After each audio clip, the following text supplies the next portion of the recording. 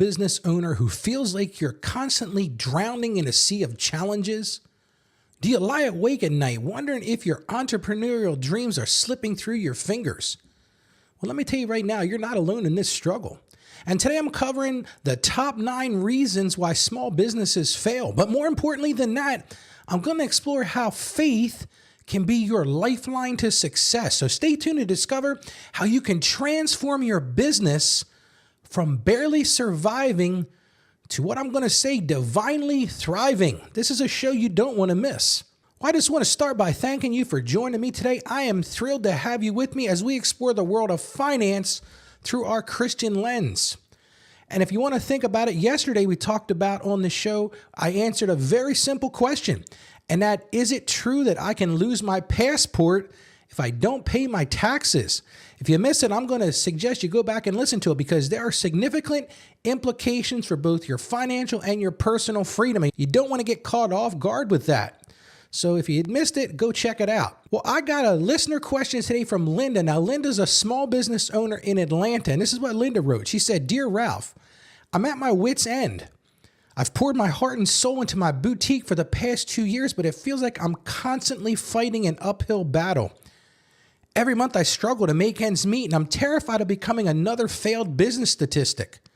How can I ensure my business survives and thrives? I need your guidance desperately." Well, Linda, thank you for your question. I can feel the pain in your voice. And listen, this is a common struggle. I faced it. You're facing it. Many of us small business owners face it. But here's the best thing about today. I'm going to give you the knowledge and strategies to help you overcome those obstacles. And listen, if you've got a question like Linda, the best way to reach me is go to justaskralph.com and you can leave your question there. But here's something even better. You can join me every Tuesday evening at 7 p.m. Eastern time when I go live. That's right, I go live with the Ask Ralph Show live. And if you want to join us, you can join us, like I said, every Tuesday at 7 p.m. Eastern time. You go to askralphpodcast.com/live. And I hope you join us. Bring your questions. It's a time for you to ask questions, and we can share some time together in the community. Well, I always like to start things off with looking at the Word. And I thought about what would be a good scripture to use for small business owners and working to overcome those challenges from a Christian perspective. And I found this in the book of Philippians, one of the most beautiful verses of the Bible. And like I said, this is from Philippians chapter 4, verse 13. It says this, "I can do all things through Christ who strengthens me." Think about how beautiful that verse is. And what the word is telling us, that I can do all things, not some things, not most things. I can do all things through Christ who strengthens me. And it really illustrates the importance of wisdom. It illustrates the importance of understanding. And like I say on the show all the time, it illustrates the importance of knowledge. It's just like building a house. It's the same for a business. You got to start with a strong foundation. And that's exactly what we're going to talk about on today's show. And listen, I've seen countless small businesses come and go. I've been doing this since 1994. And actually, I've really been doing this since I was 8. Grew up in the accounting practice. My dad's an accountant as well. And I heard horror stories from the time I was 8 years old. I was working that copier during tax season. And it breaks my heart to see dreams shattered. I've seen personal financial lives completely destroyed because people poured all they had into their businesses. So today I'm going to share some hard-earned wisdom with the goal of having this wisdom save your business and not be one of those statistics. And here's some scary statistics. I read these, prepared for this show today. I found these statistics. And think about this, the failure rates for small businesses. About 20% of small businesses fail within the first year. 20% in the first year. But here's the more sobering statistic. 50% fail in the first 5 years. And if you weren't feeling bad enough, let's go to the 10-year mark. Because at 10 years, 70% of small businesses fail. So you might be asking, all right, Ralph, what are the 9 reasons small businesses fail? And I'm going to jump right to it. And this is a comprehensive list of the things I've seen in my over 30 years of doing this, of what causes small businesses to fail. And the first one is lack of market research and planning. Let me tell you about a client I had a few years back. And this client was passionate about gourmet coffee. Now, I'm not a coffee drinker, but this dude loved gourmet coffee. And he said, Ralph, I can open up this gourmet coffee shop and it will be fantastic. And truth is, he invested his entire life savings in this coffee shop. And it was a high-end shop, but he opened it in a real small town, right? A real small town here in Delaware. And he was convinced. He said, Ralph, everyone is going to love this coffee. It's the best coffee on the market. And he was convinced that everyone would share his passion. Like I said, he poured everything he had into it. He invested his life savings. It was everything. It was all consuming to him. Well, guess what? In 6 months, the store was closed. You might be asking why. Well, here's the problem. He failed to understand his target market. Sure, busy pros are willing to pay premiums for his coffee, but not in this small town. He didn't think it through. He didn't look at his target market and say, is this small town going to pay the price for premium coffee? So you might be asking, Ralph, how do I avoid this? The biggest thing you can do is you've got to do market research. Just because you've got a great idea doesn't mean it's going to work where you think it's going to work. You got to understand your target audience. You got to understand their needs. You got to understand their buying habits. Maybe in a big town where there's a lot of professionals, this business would have took off and people said, oh, this is the best coffee ever. But you got to understand their needs, their desires, and understand their buying habits. And the way you do that, you create a detailed business plan. And that business plan needs to include your goals. It needs to include your strategies, and more importantly, your financial projections. So, like I said, this is number one, and that is lack of market research and planning. Don't make that mistake. Let's look at number two. And unfortunately, I see this every day, and that's poor financial management. I had a client that started an online boutique. She was very successful for her. She knew her stuff. She knew what she was doing, and sales were booming. I remember her telling me one time that delivery trucks, Ralph, have to come 3 times a day because I've got so many orders going out. And you might be thinking, Ralph, that's great. Sounds like she really nailed it. She was successful. But a problem started right after she started. She wasn't tracking her expenses properly. Tax season rolled around. She came in to get her taxes done, and she owed a ton in taxes because she had been really successful. She was making a ton of money. She was selling like crazy, but was not keeping track of anything. And when she got that tax bill, the truth is it nearly bankrupted her business. It took all of her working capital. She almost lost it all. We were able to solve it and save it for her and come up with a plan. But the solution, you might be asking, Ralph, what's the solution? Well, you got to create a financial management system. If you can't do it, hire someone. Hire me. I'll share later in the show how you do that. But at the very least, you got to keep your records of income and expenses and do that every day. Don't put them in a shoebox and wait till the end of the year. It's going to be a disaster. Because if you listen to the show, you know, one of the things I always say, and that's what gets measured gets done. And during that process, you got to think about setting aside money for taxes. In the live show the other night, someone asked me a question about estimated taxes. You might not have to pay estimated taxes for a penalty, but you better doggone be ready to pay them at the end of the year. And that's one of the things I work with my clients. We look for ways to keep more of your hard-earned money during the year, but in order to do that, we got to know where your business is going, because I say this on the show all the time. It's all about tax planning. Preparation is great. I can do a fantastic job of doing that, but it's really too late then to make impactful changes. You got to partner with a pro. So like I said, that's number two. That's poor financial management. Let's look at number three, and that's ineffective marketing. I had this client that was top-notch landscaping service. I mean, this dude made things look beautiful. When you looked at the work he was doing, it was great. He spent time. He took the time to do the things that a lot of people would miss. He did great with those edges. The shrubbery always looked great.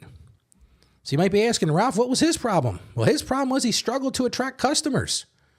He relied only on word of mouth. He was sort of a dinosaur, a young guy, but a dinosaur. He completely ignored our digital age. And the problem with that was his competition had a huge, strong online presence. They used social media. They use TikTok videos. They use YouTube. They use Facebook. They use Instagram. They took pictures of jobs. They sent it out. They asked their customers to do the same. So you might be asking, Ralph, how do you fix that problem? I'm going to tell you again, it's about creating a comprehensive marketing plan. And you've got to build both traditional and digital methods in that. You cannot bury your head in the sand and pretend like business today is the same as it was yesterday. It's just not. You've got to embrace the digital methods of delivering content to your customers. This is why I do what I do. This is what the podcast is all about. We do a video, we do an audio, we do YouTube shorts, we do Facebook Reels. Well, you've got to do the same thing in your business. If you want to be successful, yes, word of mouth works. It absolutely works. But the thing you've got to come to realize in this digital age, it's not the entire answer. So again, problem number 3, ineffective marketing. Let's look at number 4, and that's failure to adapt. I can't tell you how many times I've seen this, but let me tell you about this client. This guy was a bookworm to the extreme. He was a local bookstore owner. And this dude, he failed or refused to embrace e-commerce. He said to me one day, I asked him about it. He said, Ralph, he said, people will always prefer physical books. My wife loves physical books. She loves the smell of those books. A lot of people do that. I thought that was a weird thing, but it is a very common thing. But here's the problem. Again, we're living in a digital age. And all around him, people were doing online sales. The online sales were growing, and his bookstore became a ghost town. There was nobody going in there because they could go online. And yes, they could still find those physical books online, but they didn't have to go spend hours running through the shelves of his bookstore looking for stuff. And what happened? Unfortunately, he was forced to close. He couldn't make ends meet. He had poured his whole life into this. And the crazy part of how ironic part of this whole thing was his books ended up being sold online at liquidation. So as much as he resisted this, he refused to embrace this e-commerce. In the end, his books ended up being sold online. So what's the key to this, Ralph? It's stay flexible and be open to change. You can't live with your head in the sand like a dinosaur and feel like things and pretend like things aren't changing. You've got to pay attention to trends. You've got to be willing to pivot. If you don't, you will be forced to close as well. And everything you've poured your life into, like I felt so bad for this guy. He had poured everything into it, but his belief in being so rigid about not embracing technology led him to completely lose everything he'd worked for. So that was number 4, failure to adapt. Let's move on to number 5. I wish this one wasn't as common as it is, but it's huge, and it's poor leadership and management. I had a client that made the best cupcakes in town. I mean, I'm telling you, like, I'm a type 2 diabetic. I shouldn't be eating these cupcakes, but they were fantastic. And we were doing payroll for her, and I couldn't understand it. Like, her employees would quit constantly. We were constantly onboarding new employees. And one day I was at the shop, and I asked one of the employees, I probably shouldn't have done this, but I said, hey, what is going on here? How come there's such a huge turnover? They share with me the dirty little secret. The boss was a micromanager, and she was terrible at communication. The employee actually said to me, she's a tyrant to work for, Ralph. That was not what I wanted to hear, but it made sense finally. I understood now why we saw this huge turnover in employees. And you might be thinking, okay, big deal. She had a high turnover. Yeah, but here's the problem. That high turnover resulted in lost quality and poor customer service because there was always new faces. There was always new people making the cupcakes because she couldn't do it all alone. Well, she ended up being all alone with no employees because nobody would work for her. There was nobody good enough. She was such a tyrant and she was such a micromanager that nobody would work for her. And you know what's coming next? Her business failed. She might ask, Ralph, how do you fix it? Well, here's the deal. You got to develop your leadership skills. You got to start seeing your employees as assets and honoring them. You got to work to build them up. Tearing them down is not going to be a long-term success strategy. Another thing she had to learn was that she had to learn to delegate. She had to learn to effectively communicate. You got to make your place of business somewhere they enjoy working. Because here's the little secret. That positive feeling, if your employees feel positive about where they're working, that's going to be reflected onto your customers. And if they don't, it's going to be the same thing. Your customers are going to go away, your employees are going to go away, and you're going to fail. Unfortunately, I hate to say it. So that's number 5, poor leadership and management. If you're in that place, do something about it now. There are resources out there. You can book a call with me and I can tell you how to make things better. Well, let's look at number 6, and that's ignoring customer needs. I had another client that ran a software company, and this was a brilliant guy. I mean, he was as smart as a tack. He had developed what he thought was the most revolutionary product on the market. I don't remember what it was. It was something very, very niche. But here's the problem. As soon as he developed, he started marketing it, customer complaints started coming in. But rather than embracing those, he was offended by their feedback. I remember him telling me one time, he says, "How dare they question my product?" I said, "That's not a good way to do your business, my friend." And it's funny because the customers were requesting features that would have made his product better. But he was insulted by their suggestions. "How dare you question me?" Well, guess what? They questioned him and they left and went to his competition who was making a similar product. So you might ask, "Ralph, what's the key takeaway here?" And this is something I've had to learn in my own practice. You've got to prioritize customer feedback. Ask for reviews. In fact, encourage reviews. And I'm going to mention a great book, and I'll put a link to it in the show notes. It's called A Complaint is a Gift. This is a must read because here's the deal. If a customer is willing to complain, then guess what? You still have time to save them. If they're not complaining, they're just leaving. They're going with your competition. And the biggest thing is you got to be willing to adjust to that. You got to be willing to accept you're not always right and give them what they need. You can't have that mentality of you know better than your customer. You may very well know better than your customer. But if your customer thinks that there needs to be tweaks to the product and you're not making those tweaks, you're going to find yourself losing the battle and losing the war. So that's number 6, ignoring customer needs. Let's look at number 7. And that one is rapid expansion without proper infrastructure. I have seen this a million times. Let me tell you about Emma's Homemade Jam. This was a great business. And Emma had this jam, and guess what happened? Some celebrity found it, and she mentioned it on social media. This is the digital age we live in. You get somebody to mention something on social media, and it grows like a virus. And all of a sudden, Emma's sales were surging. She had to rapidly expand because she saw this opportunity. She wanted to take advantage of the market. And what did Emma do? She opened up multiple storefronts, and she did it quickly. She hired dozens of employees. But here's the problem. Emma might be good at making jam, but she did not have systems for growth. Opening up rapid storefronts, hiring dozens of employees, and what happened? It led to poor quality control and bad customer service. She also hadn't considered the financial strain of that overhead. Now she had rent to pay for all these shops. She had all this payroll and benefits and all that stuff. She might ask, "Ralph, what do we learn from this?" The biggest takeaway here is you've got to learn to grow at a sustainable pace. And my grandfather used to have a great saying. He would say, "Don't get too big for your britches." And it's so true in the business world. Many clients I know have gotten too big for their britches. They didn't develop that solid infrastructure. And that's the key. You've got to do that. You've got to have a solid infrastructure. You've got to have solid processes. You got to develop your key people. Because as you expand, you cannot do it all on your own. And that's just the truth. So that's number 7, rapid expansion without proper infrastructure. Let's look at number 8. And this is a huge one as well, and that's lack of differentiation. I had a client with a web design agency. Look, listen, there's a ton of people out there doing that work. And this guy, he struggled to stand out. He was in a saturated market. And now all of a sudden AI comes along and you got the big players with these big GoDaddies and the rest of them, Wix and all these, there's a bunch of them.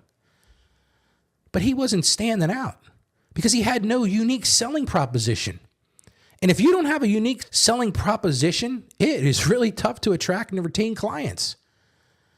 And in 9 months, he closed his agency and went to work in IT. He gave up. His dreams were shattered. Thought he could make it, but he didn't stand out. He didn't find his marketing niche. Well, you might be asking, Ralph, how do you prevent it? Well, the key is in planning, and it's in identifying your unique gift. What is it? And lean into that. You got to share with your customers a clear value proposition so they know what sets you apart from the competition. And that's why you got to explore your niche. That's a big talking point these days. What is your niche? I hear it constantly. But it's so true. If you don't set yourself out apart from the competition, you're going to fail, and it's going to be ugly because you got to differentiate your product. So that was number 8, lack of differentiation. And last but not least, and this one is enormous. I see this probably 70% of the time my business is failing. It's burnout. Like I said, it's the most challenging thing to overcome. I had a client that ran a consulting business. And let me tell you, she worked 80 plus hours every week. She spent all of her time working to grow her business. And she was a talented lady. She knew her stuff. She was laser focused on her business. But with those 80 and 90 and 100-hour work weeks, she started to neglect her health. She lost her marriage. Her husband said to her, all you care about is that stupid business. You don't care about me at all anymore. You're so focused on that. Everything is in that. She stopped going to church. She got consumed by chasing that almighty dollar. And guess what? The stress finally peaked and she had to step away from her business because of the medical issues she was having. She nearly had a nervous breakdown. And it was so sad for me to see it. She might ask, what did she miss? Well, she missed taking care of herself. She missed trying to maintain that work-life balance. And trust me, I'm a small business owner. I get it. It's not easy. But you got to at least work at it. She failed to nurture her relationship. She lost her husband over this. And she learned what it is to have it all, but have nobody to share it with. And I nearly got to that same point. I shared that on the show before, and I encourage you to go listen to that. But when you don't nurture your relationships, you don't maintain that work-life balance, you are going to fail. And you got to keep your faith. You got to grow your faith during that same time. You can't lose that connection. Sometimes you just got to be willing to ask for help. And I'll tell you about how you can get me to help you later. You don't have to go this alone. And you might be saying, Ralph, what do all of these 9 things illustrate? They're common pitfalls. And remember, being forewarned is being forearmed. Remember, I say this all the time. Knowledge is power. You got to understand these challenges. Like I said, I always say this. Knowledge is truly power. If you know these things are in your path, you got to implement strategies to address them. If you do, you can increase your chance of success. See, there is hope. So let me run down those top 9 reasons again. Number 1, lack of market research and planning. Number 2, poor financial management. Number 3, ineffective marketing. Number 4, failure to adapt. Number 5, poor leadership and management. Number 6, ignoring those customers' needs. Number 7, we talked about that rapid expansion without proper infrastructure. Number 8, we talked about that lack of differentiation. And number 9, burnout. But the big takeaway is this: be proactive, build that strong foundation. Now, tomorrow, I'm going to be talking about what do I do if the banks closed my account. So don't be caught off guard with that. I'm going to share a wild story from my credit union days about a member who got money like it was a lottery machine pumping out. So that's a show you don't want to miss. Now, maybe you're feeling overwhelmed in running your small business. But here's the truth. You don't have to face it alone. I'm here to help you. I can help you find financial freedom. I can help you break free of the bondage of debt. And at the same time, I'm going to help you align that with your Christian values, because that's the key. Maybe you're feeling stuck like Linda. You're watching your dreams slip away. You're struggling with financial instability. You got a business that's failing. You're living paycheck to paycheck. You're feeling frustrated. You're feeling hopeless. Maybe you're a small business trying to balance personal and finances with the business needs. That's tough. Maybe you feel like you're taking one step forward and only get pushed 4, 5, 6 steps back. But like I've said a couple times now, there is hope. You can break free from this. Listen to me. You can achieve long-term success. And it starts with booking a call with me. Just go to AskRalph.com. You'll see a banner ad. Click on that banner and schedule a call with me. And we'll sit down. We'll create a personalized plan. We'll look at where you are now. We'll assess where you are. We'll talk about your goals, what I call your big, hairy, audacious goals. We'll put together a personalized plan for you to help you get to what you want to get to, Not what I want to get to, not what your neighbor wants to get to, what you want to get to. Because here's the deal. Everyone's situation is unique and everybody's goals are different. You're never going to succeed if you use some cookie cutter approach or some one size fits all. Read this guru's book or follow these 5 steps. You need a true financial roadmap. So don't let another day go by feeling stuck or overwhelmed. Let's create that plan. Let's set a path to financial freedom and spiritual growth and renewal. Remember, my passion is to help you achieve financial success. I want to see you live out your dreams and grow in your faith. That's my mission field. That's why I do what I do. That's why I turn on this microphone. I turn on this camera. I plan these episodes out because I want to see you live out your dreams. I want to see you grow in your faith. I want to see you move beyond that food, clothing, and shelter and into a place of self-actualization. Now, that's a big term, but what I mean by that is getting past the stuff that is keeping you from achieving what God has intended for you to achieve. And I know together we can master your finances from a Christian perspective, but it all takes by you scheduling that call. So as I always end this show, I want to remind you this: stay financially savvy out there, and God bless you. Thank you for joining us on the Ask Ralph podcast. And with a simple click to subscribe, we'll invite you back to our next episode. And remember, financial issues don't have to be complicated. Just ask Ralph.